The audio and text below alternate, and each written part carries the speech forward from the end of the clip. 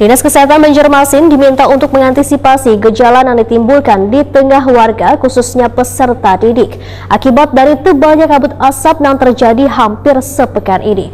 Sehingga Dinas Kesehatan Banjarmasin tidak hanya membagikan masker, namun membagikan pula obat-obatan atau vitamin agar mengantisipasi warga yang terdampak kabut asap.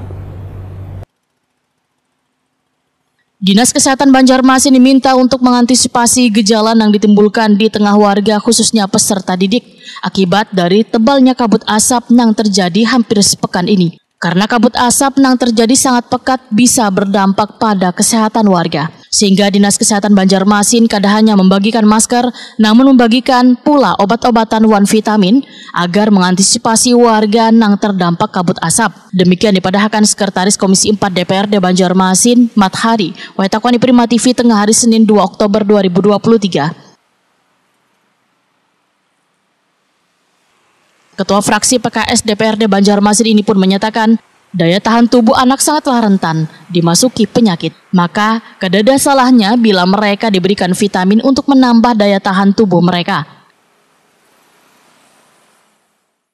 Antisipasi sehingga tidak terjadi hal yang tidak diinginkan yang disebabkan oleh dampak kabut asap ini. Apa yang diinginkan? Apakah katakanlah ada vitamin yang yang diberikan kepada anak supaya kekebalan tubuhnya katakanlah bisa bisa tahan mereka kan menghadapi kabut asap ini sehingga tidak terjadi hal yang tidak diinginkan. Ini penting dilakukan oleh Dinas Kesehatan dalam hal ini.